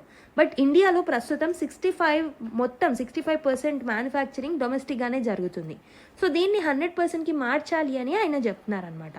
Okay, so current government అనేది పవర్లోకి వచ్చినాక ఈ చేంజెస్ వచ్చాయి అని చెప్పేసి ఆయన యొక్క ఒపీనియన్. ఓకే, చాలా డిఫెన్స్ ఎక్విప్మెంట్కి మనం ఇంపోర్ట్స్ మీద డిపెండ్ అయ్యే ఉండేవాళ్ళం, ప్రైవేట్ సెక్టర్ ఇన్వాల్వ్మెంట్ ఉండేది కాదు, అండ్ లోయెస్ట్ డిఫెన్స్ ప్రిపేర్డ్నెస్ ఉండేది. వాటన్నిటిని మనం మార్చేసాము, కొత్త రిఫార్మ్స్ తీసుకొస్తున్నాం, కొత్త థింగ్స్ని తీసుకొస్తున్నామని అన్నారు. అండ్ హిందుస్థాన్ ఏరోనాటికల్ లిమిటెడ్ అనేది డెఫినెట్లీ ఒక బ్యాక్ బోన్ లాగా ఉంటుంది for the defence manufacturing ecosystem అని చెప్పేసి దాన్ని పొగడడం కూడా జరిగిందనమాట. ఓకే, సో హాల్ కూడా హిందుస్థాన్ ఏరోనాటికల్ లిమిటెడ్ చాలా మంచి రోల్ని ప్లే చేసింది, టెక్నికల్ లాజిస్టికల్ సపోర్ట్ అనేది ఇచ్చింది ఆపరేషన్ సింధూర్ టైంలో. Okay, so that is about that particular thing. Okay, I hope you have understand. Now let's go to another article. Next article, Tamil Nadu rejects governor's observation. Tamil Nadu Assembly on Friday rejected Governor's R.N. Ravi position on the need for the House to reconsider Tamil Nadu Fiscal Responsibility Bill, which was passed in February 2024. Speaker M. Appav read Mr. Ravi's letter dated August 25, 2025, which had listed the reasons for turning the bill. ఒక bill pass చేస్తే దాన్ని return reconsideration కోసం పంపించడం జరిగింది. Okay, in a letter to Speaker, Mr. Ravi said the bill seeks to postpone the achievement of zero revenue deficit and 3% fiscal deficit by another year, governing beyond the period specified by the 15th Finance Commission అని చెప్పేసి ఒక particular రీజనింగ్ని coat చేస్తూ రీకన్సిడరేషన్కి పంపించడం జరిగిందనమాట. So ఇప్పుడు జరిగిన amendment ఏదైతే ఉంటుందో it will directly operate beyond the tenure of the present and in to the tenure of the incoming government. It is well recognized convention that major policy decisions are ordinarily avoided in the immediate pre-election. So నార్మల్గా pre-election టైంలో అంటే just before few months ఎలక్షన్స్లో అసలు many changes తీసుకురాకూడదు. So ఆ particular రీజన్ని coat చేస్తూ ఆయన reconsideration కోసం పంపించడం జరిగిందనమాట. ఓకే, సో ఎలక్షన్స్కి ముందైతే నిజంగానే తీసుకురాకూడదు. So 1 year budget before the election should be so schemes లేకుండా ఎక్కువ పెద్ద పెద్ద ఇనిషియేటివ్స్ తీసుకురాకుండా ఉండాలి. సో ఆ పర్టికులర్ మోటివ్తో రిటర్న్ చేయడం జరిగింది. So this is just an update. If you want you can quote these kind of things in your mains answers. So ఇది కూడా 16th October నుంచి తీసుకున్న article, balancing lives and conservation అని చెప్పి ఒక ఆర్టికల్ వచ్చింది. ఇది కేరళ స్పెసిఫిక్ ఆర్టికల్ అయినప్పటికీ ఇందులో కొన్ని ఇంపార్టెంట్ పాయింట్స్ మనకి యూపీఎస్సీకి కూడా ఇంపార్టెంట్ అవుతాయి. సో కేరళ అనేది it is one of the India's most literate states and ecologically rich states అని మనకు తెలిసింది. బట్ అక్కడ huge amount of human wildlife conflicts వస్తూ ఉంటాయి. కాబట్టి రీసెంట్గా మనం చూసాం ఆల్రెడీ అప్డేట్ని, వైల్డ్ లైఫ్ ప్రొటెక్షన్ యాక్ట్ని, సో 1972 చట్టాన్ని సో కేరళ అమెండ్ చేయాలనుకుంటుంది. బికాజ్ వైల్డ్ లైఫ్ అనేది it will come under the not the state list, not the union list, but ఈ పర్టికులర్ థింగ్ అనేది so it will come under the so concurrent list. కాబట్టి ఇద్దరికి అధికారం ఉంటుంది అని చెప్పేసి దీన్ని అమెండ్ చేయడం జరిగిందనమాట. So 64% of the Kerala land అనేది ఫారెస్ట్ అండ్ ట్రీ కవర్తో ఉంది. Western Ghats and silent valley ఏవైతే ఉన్నాయో చాలా important biodiversity hotspots. And Kerala యొక్క కన్జర్వేషన్ సక్సెస్ చూసుకున్నట్టయితే that is showing that tiger population పెరిగింది, ఎలిఫెంట్ నంబర్స్ పెరిగాయి. బట్ ఈ పర్టిక్యులర్ కన్జర్వేషన్ సక్సెస్ ఏదైతే ఉంటుందో this has led to human wildlife conflict. So the problem of human wildlife conflict ఏంటి అని అంటే ఆల్రెడీ ఈ హ్యూమన్ వైల్డ్ లైఫ్ కాన్ఫ్లిక్ట్ని వాళ్ళు స్టేట్ డిజాస్టర్గా డిక్లేర్ చేయడం జరిగిందనమాట. So in the last decade 9,000 people injure అయ్యారు, 900 డెత్స్ అనేవి జరిగాయి, హ్యూజ్ క్రాప్ లాస్ జరిగింది. Local communities they are fearing about this particular issue. And forest department study కూడా ఏం ఐడెంటిఫై చేసిందనంటే 273 లోకల్ బాడీస్ అనేవి క్రిటికల్ కాన్ఫ్లిక్ట్ జోన్స్గా మనం డిక్లేర్ చేయాలి అని. అందుకే ఈ వైల్డ్ లైఫ్ ప్రొటెక్షన్ యాక్ట్ని వాళ్ళు అమెండ్ చేశారు. ఫస్ట్ థింగ్ ఏంటి అని అంటే they wanted to empower chief wildlife warden. So chief wildlife వార్డెన్కి ఒక పవర్ అనేది ఇచ్చారు. He will have a power, he or she will have a power to order immediate killing of wild animals. ఎవరైతే ఏ wild animals అయితే attack చేస్తున్నాయో హ్యూమన్స్ని residential ఏరియాస్లో, సో వాటిని ఇమీడియట్గా కిల్ చేయొచ్చు సెంట్రల్ అప్రూవల్ అనేది అవసరం లేకుండా. ఇప్పటివరకు సెంట్రల్ అప్రూవల్ అనేది అవసరం, బట్ అమెండ్మెంట్ తర్వాత సెంట్రల్ అప్రూవల్ అనేది అవసరం లేకుండానే so he can kill because he or she can kill because human wildlife conflict permission తీసుకునేంతవరకు అది ఉండదు కదా. అండ్ సర్టెన్ స్పీసెస్ని వర్మిన్ స్పీసెస్గా డిక్లేర్ చేసే అధికారం సెంటర్కు ఉండేది ఇంతకుముందు. బట్ ఇప్పుడు స్టేట్స్ అనేవే డిక్లేర్ చేయొచ్చు, కేరళ స్టేట్ అనేది డిక్లేర్ చేయొచ్చు అని చెప్పేసి ఈ అమెండ్మెంట్ చెప్తుంది. Okay, and third thing is bonnet macaque అనే ఈ పర్టికులర్ స్పీసీస్ గురించి చదువుకోండి. That is wear this article becomes important. So దీన్ని షెడ్యూల్డ్ 1 నుంచి షెడ్యూల్డ్ 2 స్పీసీస్గా మార్చడం జరిగిందనమాట. పాపులేషన్ కంట్రోల్ అనేది కొంచెం ఈజియర్గా మారింది ఈ పర్టికులర్ స్టేటస్ చేంజ్ వల్ల. And fourth important thing is so state authority for relocation and birth control. So స్టేట్కి ఒక అథారిటీ ఇచ్చారు, ఒక పర్టికులర్ స్పీసెస్ని రీలొకేట్ చేయాలన్నా స్టెరిలైజ్ చేయాలన్నా that can get approval from the state it self. Okay, so ఇలాంటి steps తీసుకురావడం జరిగింది. బికాస్ ఆఫ్ దిస్ సెంట్రలైజేషన్ కాస్త డీసెంట్రలైజ్డ్గా మారడం జరిగిందనమాట ఈ చట్టం. సో వైల్డ్ లైఫ్ ప్రొటెక్షన్ అనేది హంటింగ్ని బ్యాన్ చేస్తుంది, ప్రొటెక్టెడ్ ఏరియాస్ని క్రియేట్ చేయాలంటుంది. సో అండ్ వైల్డ్ లైఫ్ అనేది కన్కరెంట్ లిస్ట్లో ఉంటుంది, అంటే సెంటర్కి స్టేట్కి ఇద్దరికి ఈక్వల్ రైట్స్ ఉంటాయి to make the laws. Conflict వచ్చినప్పుడు మాత్రం సెంట్రల్ లా అనేది ప్రివేల్ అవుతుంది, నేషనల్ పాలసీ అనేది ప్రివేల్ అవుతుంది over the state law. But ఏంటి అని అంటే ఇప్పుడు కేరళ కన్కరెంట్ లిస్ట్లో ఉంది అని చెప్పేసి దీన్ని అమెండ్ చేసింది, కానీ this will lead to a legal conflict. Amendments అనేవి జ్యుడిషియల్ స్క్రూటినీలోకి వెళ్తాయి. ఓకే, యూనిఫైడ్ నేషనల్ ప్రొటెక్షన్ ఫ్రేమ్వర్క్కి అగేన్స్ట్గా ఈ అమెండ్మెంట్స్ అనేవి జరిగాయి. అండ్ ఆల్సో అధికారం వైల్డ్ లైఫ్ వార్డెన్కే ఇచ్చేశారు, which is against the biodiversity rules or biodiversity ethics. And decentralisation అనేది ఓవర్ డీసెంట్రలైజ్డ్ అయింది. సో అన్సైంటిఫిక్ డెసిషన్స్ తీసుకునే అవకాశాలు ఉంటాయి, ఇన్కన్సిస్టెన్సీ అనేది ఉంటుంది. ఎన్వైర్న్మెంటల్ ఏం చెప్తున్నారు అని అంటే environmentalist are calling this amendment as unscientific thing. Public ఇంట్రెస్ట్కి అగేన్స్ట్గానే ఉంది, కాన్స్టిట్యూషనల్ ప్రిన్సిపల్స్కి అగేన్స్ట్గానే ఉంది అని చెప్పేసి అంటున్నారు. ఓకే, కేరళ మోటివ్ వచ్చేసి లోకల్ సొల్యూషన్స్ క్విక్గా ఉండాలని, బట్ సెంట్రల్ గవర్నమెంట్ ఏంటంటుంది అని అంటే సైన్స్ బేస్డ్ కన్జర్వేషన్ ఉండాలి అని. కాబట్టి ఇద్దరు కలిసి డిస్కస్ చేసి ఒక వే ఫార్వర్డ్ని తీసుకురావాలి. ఓకే, కోఆపరేటివ్ ఫెడరలిజంని తీసుకురావాలి, జాయింట్ టాస్క్ ఫోర్సెస్ని ఎస్టాబ్లిష్ చేయాలి, local communities involvement is important, and clear ప్రోటోకాల్స్ని తీసుకురావాల్సిన అవసరం అయితే ఉంది. కేరళని గాడ్స్ ఓన్ కంట్రీ అని అంటాం. So it will act as a symbol of ecological heritage and biodiversity. కాబట్టి అక్కడ ఉన్న ఇష్యూస్ని కొలాబరేటివ్ అప్రోచ్తో సాల్వ్ చేయడం is the need of the hour. Okay, the road to gender equity in courts అని. So this is also an article picked from 16th October news paper. So let's see this. The road to gender equity in courts అని చెప్పేసి అర్చన రామసుందరం గారు ఈ article రాయడం జరిగిందనమాట. So what is the core issue of this particular article? Indian judiciary ఏదైతే ఉంటుందో, especially the higher judiciary, supreme courts and high courts, అందులో women representation చాలా తక్కువ ఉంది. సో ఇండియా జస్టిస్ రిపోర్ట్ ప్రకారం మీరు చూసుకుంటే 2025 డేటాను చూసుకుంటే హై కోర్ట్స్లో జస్ట్ 14% జడ్జెస్ విమెన్ ఉన్నారు. సుప్రీం కోర్ట్స్లో just 3.1% of the total judges are women. So and also supreme కోర్ట్లో అవుట్ ఆఫ్ ద 34 జడ్జెస్ ఈ 3% రిప్రజెంట్ చేసేది ఒక విమెన్ అనమాట. ఒక women chief justice, women judge ఉన్నారు. ఇప్పటివరకు not even 1 women chief justice ఉన్నారనమాట.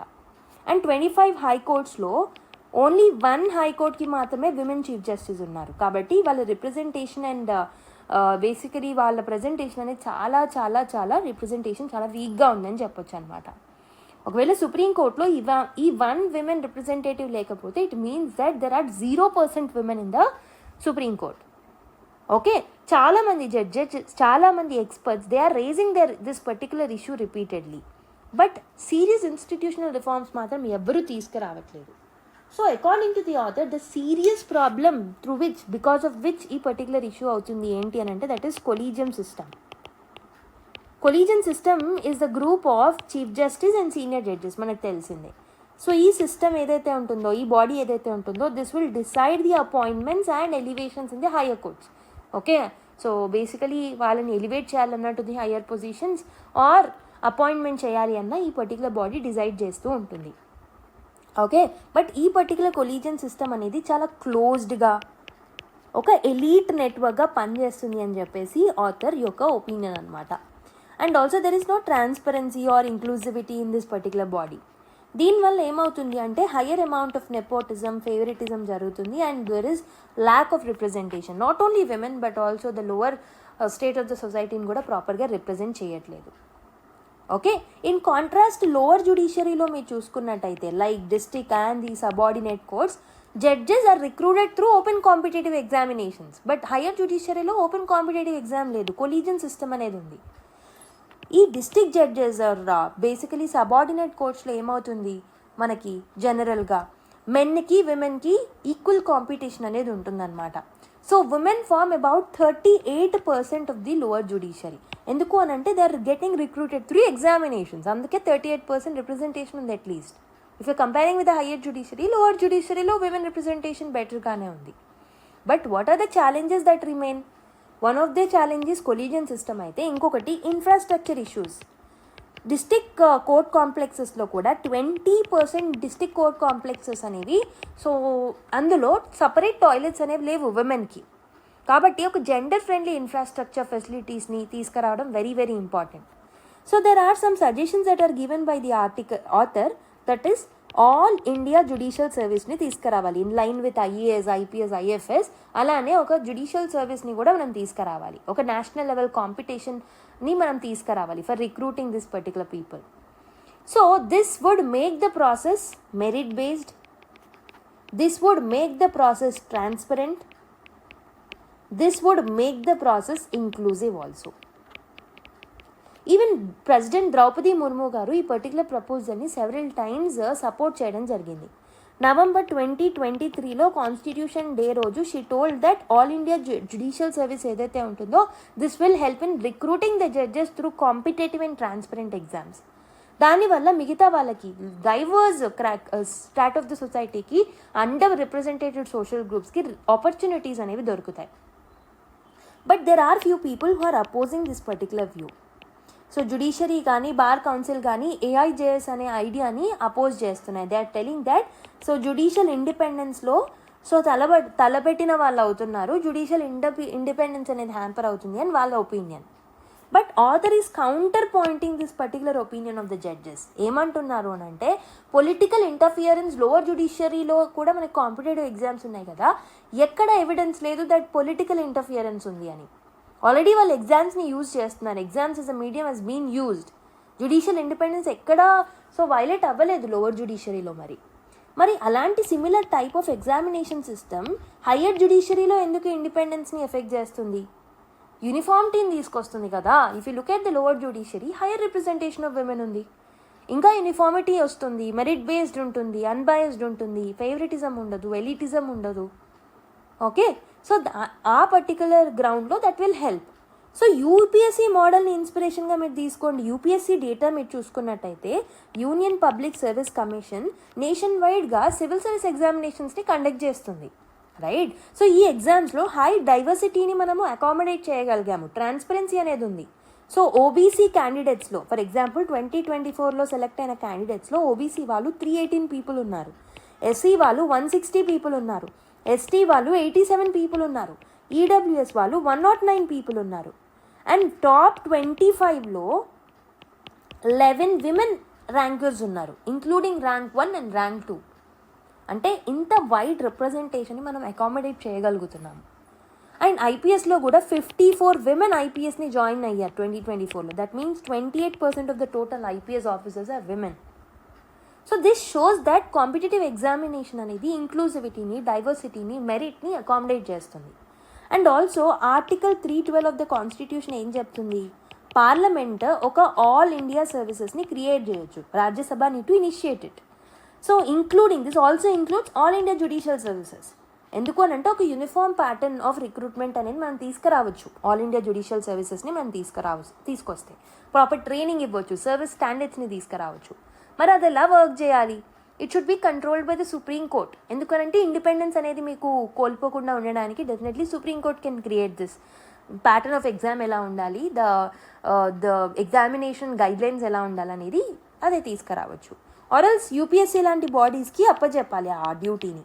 ఓకే, ఆర్ యూపీఎస్సీతో కన్సల్ట్ అయ్యి ఆ లైన్స్లో వాళ్ళు ఇంప్లిమెంట్ చేయాలి. ఓకే, సో సెలెక్ట్ అయిన వాళ్ళు they have to work in supreme court, high court based on the performance that they have given in that examination. And వాళ్ళకి proper training అనేది కూడా ప్రొవైడ్ చేయాలి. అండ్ ఈ పర్టికులర్ ప్రాసెస్లో సిటిజన్స్ కూడా ఇన్వాల్వ్ అవ్వాలి. So justice should not be left entirely to judges alone. There is a quote that is given by Georges Clemenceau, is the former French prime minister అనమాట. War is too important a matter to be left to generals అని చెప్పేసి ఒక quotation ఇచ్చారు. సిమిలర్గా ఈయన war అనేది ఎందుకు జనరల్స్కి మనం వదిలేసాలి అని ఎలా అయితే చెప్పారో, సిమిలర్గా justice is too serious a matter to be left entirely to the judiciary. ఎంటైర్గా జ్యుడిషియరీకి వదిలేయాల్సిన అవసరం అయితే లేదు. సిటిజన్స్ కూడా they have to take the stake in the judicial system. So selection అనేది ఓపెన్గా ఉండాలి, ట్రాన్స్పరెంట్గా ఉండాలి, పార్టిసిపేటరీగా ఉండాలి, ఇంక్లూజివ్గా ఉండాలి, రిప్రజెంటేటివ్గా ఉండాలి. Okay, so what should be the way forward? మరి ఏం వే ఫార్వర్డ్ సజెస్ట్ చేశారు author? So what issue based way forward చూద్దాం. So first issue identified is gender imbalance. దీనికి ఒక నేషనల్ లెవెల్ రిక్రూట్మెంట్ ఉండాలి, that is all India judicial service అన్నారు. Elitist collegium సిస్టమ్ని కాస్త మెరిట్ బేస్డ్ ట్రాన్స్పరెంట్ ఎగ్జామినేషన్తోని replace చేయాలి. పూర్ ఇన్ఫ్రాస్ట్రక్చర్ ఉంది. Okay, create gender friendly courts, that is gender friendly ఇన్ఫ్రాస్ట్రక్చర్ని క్రియేట్ చేయాలి. డైవర్సిటీ అనేది ల్యాక్ అవుతుంది కాబట్టి యూపీఎస్సీ మోడల్ని మనం అడాప్ట్ చేసుకుంటే ఆ విధంగా ఎగ్జామ్ కండక్ట్ చేస్తే డైవర్సిటీని అకామిడేట్ చేయొచ్చు. ఎగ్జిక్యూటివ్ ఇంటర్ఫియరెన్స్ అవుతుందేమో, జ్యుడిషియల్ ఇండిపెండెన్స్ కోల్పోతారేమో అన్న ఒక బాధ ఉంది. సో దాన్ని ట్యాకిల్ చేయడానికి supreme court should control the AIJS process. What is the goal? Entire goal. So the entire goal is to make the judicial process an independent one, but yet gender inclusive and also inclusive judiciary. Not only is the gender inclusive, the overall inclusivity should be there. Okay, I hope you have understood this article. So on 16th of October I did not take class అని నేను already ఇంతకుముందు కూడా చెప్పాను. So ఆ రోజు ఈ particular article వచ్చింది ఐమెక్ related. And also ఈరోజు న్యూస్ పేపర్లో కూడా ఐమెక్ రిలేటెడ్ ఇంకో ఆర్టికల్ రావడం జరిగింది. ఈ రెండింటినీ కలిపి let me discuss you and decode the things in detail. So what is ఐమెక్? ఐమెక్ అంటే ఏంటి? ఐమెక్ is nothing but India middle east Europe economic corridor అనమాట. ఇదేం చేస్తుంది అని అంటే ఇండియాని Arabian peninsula, that is UAE, Saudi Arabia, దీంతో పాటు యూరోప్ వరకు కనెక్ట్ చేస్తుంది అనమాట via Israel and Jordan. Okay, so దీంట్లో మనకి ఈ పర్టికులర్ కనెక్టివిటీలో మధ్యలో మెరీటైమ్ రోడ్స్ ఉంటాయి, మెరీటైమ్ రూట్స్ ఉంటాయి, హై స్పీడ్ రైల్వే లైన్స్ కూడా ఉంటాయి అన్నమాట. ఇలా డిఫరెంట్ మల్టీ మోడల్ నెట్వర్క్ అనేది ఉంటుందన్నమాట. ఐమెక్ మీరు కాంపోనెంట్స్ చూసుకున్నట్టయితే we're trying to come up with some maritime connectivity between India and Arabian peninsula along with the Europe. And also high speed trains అనేవి run అవుతూ ఉంటాయి యుఏఈలో ఉన్న పోర్ట్స్ నుంచి సౌదీ అరేబియా వరకు, అక్కడ నుంచి జార్డన్ వరకు, సో హైఫా పోర్ట్ ఇజ్రాయెల్ వరకు మనకి డిఫరెంట్ రైల్ కనెక్షన్స్ కూడా ఉంటాయి అన్నమాట. సో ఇక్కడ నుంచి గూడ్స్ అనేవి మూవ్ అవుతూ ఉంటాయి from European countries. So plans also include ఈ along with maritime routes and high speed trains hydrogen pipe line include చేయాలనుకుంటున్నాం, ఎలక్ట్రిక్ కేబుల్స్ని తీసుకురావాలనుకుంటున్నాం, అండర్ సీ డిజిటల్ డేటా కేబుల్స్ని తీసుకురావాలనుకుంటున్నాం, అక్కడున్న పోర్ట్స్ని అప్గ్రేడ్ చేయాలనుకుంటున్నాం, లాజిస్టికల్ ఇన్ఫ్రాస్ట్రక్చర్ని అప్గ్రేడ్ చేయాలనుకుంటున్నాం. ఇలా డిఫరెంట్ వేస్లో మనం కనెక్టివిటీని ఎన్హాన్స్ చేసుకోవాలనుకుంటున్నాం. So if this is India, if this is Pakistan, Gwadar port ఏదైతే ఉంటుందో దాన్ని టోటల్గా చైనా ఇన్ఫ్లుయెన్స్ చేసేసింది. సో ఇక్కడ నుంచి మనకు యాక్సెస్ లేదు. And also if we wanted to go from the areas of Red Sea and మిగతా ఏరియాస్, అక్కడ హౌతీస్ టెన్షన్ అనేది ఎక్కువగా ఉంది, పైరసీ యాక్టివిటీస్ ఎక్కువగా జరుగుతున్నాయి. అండ్ మనము ఈజీగా ఈ పర్టికులర్ యూరోపియన్ నేషన్స్ని యాక్సెస్ కావాలి అని అంటే one of the best routes is through Iran. Okay, Chabahar port వాటన్నిటిని డెవలప్ చేస్తున్నాం. And another important initiative is IMEC అనమాట. ఓకే, సో ఐమెక్ యొక్క హిస్టారికల్ కాంటెక్స్ట్ మీరు చూసుకున్నట్టయితే, if you look at the historical context of this particular IMEC, 2020లో Abraham accords అనేవి create అయ్యాయి. So this shows the optimism of West Asia, మనకి తెలిసిందే. So that మనకి ఈ అబ్రహం రికార్డ్స్ ద్వారా ఏమైంది అని అంటే it shows that there is a peace and cooperation between Israel and Arab countries. ఇజ్రాయెల్కి అరబ్ కంట్రీస్కి ఒక పీస్ అనేది ఎస్టాబ్లిష్ అయింది అబ్రహం రికార్డ్స్ ద్వారా. సో దీని తర్వాత సెవెరల్ ఇనిషియేటివ్స్ని ప్లాన్ చేశాము సో దట్ ఈ పర్టికులర్ కంట్రీస్ మధ్యలో ట్రేడ్ అనేది ఎన్హాన్స్ చేసుకోవచ్చని. సో రైల్వే కనెక్టివిటీ ప్రాజెక్ట్స్ని తీసుకొచ్చారు హైఫా పోర్ట్ నుంచి జార్డన్, గల్ఫ్ రీజన్స్ని కనెక్ట్ చేసుకోవడానికి. And also India relations with UAE, Saudi Arabia అనేది కూడా చాలా ఇంప్రూవ్ అవుతూ వస్తున్నాయి ఫ్రమ్ సెవెరల్ ఇయర్స్. కాబట్టి ఇండియా యుఎస్ రిలేషన్స్ కూడా బాగున్నాయి కాబట్టి ఒక ఫేవరబుల్ ఎన్వైరన్మెంట్ అనేది క్రియేట్ అయింది. That has led to the formation of I2U2, that is India, Israel, UAE and USA. So ఈ 4 మధ్యలో మంచి రీజనల్ కోఆపరేషన్ అనేది మొదలైందనమాట. కాన్సిక్వెంట్లీ ఐమెక్ అనే ఒక ప్రాజెక్ట్ని మనం తీసుకురావడం జరిగింది. This was launched during G20 summit in Delhi. 2023లో దీన్ని లాంచ్ చేశాం. This was supported by several countries like European Union, Germany, Italy, Saudi Arabia, UAE, India, USA, ఇలా డిఫరెంట్ కంట్రీస్ సపోర్ట్ చేశాయి. But what happened is October 7th, 2023. So this is the time when this Hamas has attacked the Israel. అప్పటి నుంచి Israel, Gaza and Hamas conflict అనేది start అయింది, ఇప్పటివరకు కూడా continue అవుతూ వస్తుంది. సో దీనివల్ల రీజనల్ ఇన్స్టెబిలిటీ అనేది జరగడం జరిగింది. మిలిటరీ రిటాలియేషన్ అనేది వర్సన్ అవుతూ వస్తుంది. So because of this instability ఈ feasibility of IMEC project to be continued has low down. దీనికి ఈ ప్రాజెక్ట్కి ఫీజిబిలిటీ అనేది కుదరలేదన్నమాట. ఓకే, సో ఐమెక్ అనేది అసలు ప్రోగ్రెస్ అవ్వదు పాలస్తీనియన్ ఇష్యూని సాల్వ్ చేయకుండా అని చెప్పేసి ఈజిప్షియన్ ఫారిన్ మినిస్టర్ కూడా చెప్పడం జరిగింది సెవెరల్ ఇన్స్టెన్సెస్లో. ఓకే, సో క్లైమేట్ చేంజ్ ఏదైతే ఉంటుందో it has open the new Arctic sea routes also. మనకు తెలుసు ఈ గ్లేషియర్ మెల్టింగ్స్ ఏవైతే ఉన్నాయో ఆర్కిటిక్ రీజన్స్లో, సో అక్కడ సెవెరల్ హయ్యర్ రేట్లో గ్లేషియర్స్ అనేవి మెల్ట్ అవుతూ ఉంటున్నాయి because of the climate change. So ఈ పర్టికులర్ సో గ్లేషియల్ రూట్స్ ఏవైతే ఉన్నాయో అవన్నీ కూడా because of the melting they are getting opened up now. So దానివల్ల ఏమవుతుంది అని అంటే కొత్త ట్రేడ్ రూట్స్ అనేవి దొరుకుతున్నాయి నార్దర్న్ అమెరికన్ కంట్రీస్కి, యూరోపియన్ నేషన్స్కి కొత్త ట్రేడ్ రూట్స్ దొరుకుతున్నాయి అనమాట. సో ఈ ట్రేడ్ రూట్స్ ద్వారా వాళ్ళ షిప్పింగ్ కాస్ట్లను తగ్గించుకోగలుగుతున్నారు, టైంని తగ్గించుకోగలుగుతున్నారు. నార్దర్న్ యూరోపియన్ నేషన్స్కి, ఆర్కిటిక్ కంట్రీస్కి కూడా ఇది బెనిఫిట్ అవుతుంది. హవెవర్ ఫ్యూ మెడిటేరియన్ కంట్రీస్ ఏవైతే ఉంటాయో లైక్ ఇటలీ కానీ, ఫ్రాన్స్ కానీ, గ్రీస్ కానీ వీళ్ళకి మాత్రం ఈ పర్టికులర్ యాక్సెస్ అనేది ఉండదు కాబట్టి సో ఆర్కిటిక్ రూట్స్ని డామినేట్ చేయలేకపోతున్నారు వాళ్ళు. సో కాబట్టి వీళ్ళకి యూరోపియన్ నేషన్స్కి ఆ పర్టికులర్ రూట్స్ అనేవి బెనిఫిట్ చేసిన ఇటలీ, ఫ్రాన్స్, గ్రీస్ లాంటి కంట్రీస్ మాత్రం they are truly supporting IMEC to be continued. Okay, ఇటలీకి ఓన్లీ మెడిటరేనియన్ కోస్ట్ మాత్రమే ఉంది, ఫ్రాన్స్కి అట్లాంటిక్ అండ్ మెడిటరేనియన్ కోస్ట్ మాత్రమే ఉంది. కాబట్టి ఐమెక్ ప్రాజెక్ట్ని అవి ఒక లైఫ్ లైన్ లాగా ట్రీట్ చేస్తూ ఉన్నాయి. సో కాబట్టి గ్లోబల్ ట్రేడ్ ఎన్హాన్స్ అవ్వాలి అని అంటే న్యూ రూట్స్, న్యూ ట్రేడ్స్ని మనం తీసుకురావాలి అని చెప్పేసి వాళ్ళకు కూడా ఉన్నారు. సో కాబట్టి ఇండియా లాంటి ఫాస్ట్ గ్రోయింగ్ ఎకనామీస్తో పార్ట్నర్షిప్ చేస్తే ఫ్యూచర్లో ఛాలెంజెస్ రాకుండా మనం ముందుకు వెళ్ళొచ్చు అనే ఒక దృక్పథంలో వాళ్ళు వస్తున్నారు. And also for India if you look at the case of India, Arctic routes అనేవి మనకు కూడా ఒక డైరెక్ట్ అడ్వాంటేజ్ని జాగ్రఫికల్గా కాస్ట్ వైజ్ ప్రొవైడ్ చేస్తాయి. బట్ మెడిటరేనియన్ రూట్స్ కూడా చాలా స్ట్రాటజిక్గా ఇంపార్టెంట్ అనమాట ఆర్కిటిక్ రూట్స్తో కంపేర్ చేస్తే. Okay, because India Europe economic importance అనేది చాలా huge. So India and Europe అనేవి they are having a major trade between them. ఇండియాకి largest trade partner European Union అనమాట. కాబట్టి both the sides whether it is Europe or India వాళ్ళు connectivity కారిడార్స్ని enhance చేయాలనుకుంటున్నారు, supply chains రెసిలియన్స్ని build చేసుకోవాలనుకుంటున్నారు, logistical development కూడా చేసుకోవాలని అనుకుంటున్నారు. బట్ ఈ సెక్యూరిటీ ఛాలెంజెస్ ఏవైతే ఉన్నాయో ఈ రూట్స్లో, Houthi rebel attacks, so red సీలో తరచుగా యెమెన్లో ఉన్న హౌతీస్ అటాక్స్ చేస్తూ ఉండడం మనం చూసాం. And also South African Cape of Good Hope దగ్గర సొమేలియన్ ప్రాంతాలలో పైరసీ ఇష్యూస్ చూస్తూ ఉంటాం. అండ్ రీసెంట్ టైమ్స్లో గాజా కాన్ఫ్లిక్ట్ ఇష్యూస్. సో ఇలా డిఫరెంట్ ఇష్యూస్ వల్ల ఈ పర్టికులర్ థింగ్ అనేది ప్రోగ్రెస్ అవ్వకుండా ఆగిపోవడం జరిగిందనమాట. ఓకే, సో సిన్స్ ఐమెక్ అనేది ఒక మల్టీనేషనల్ ప్రాజెక్ట్ కాబట్టి అన్ని కంట్రీస్ స్టేబుల్గా ఉండడం, ఫ్లెక్సిబుల్గా ఉండడం వెరీ వెరీ ఇంపార్టెంట్ అవుతుంది.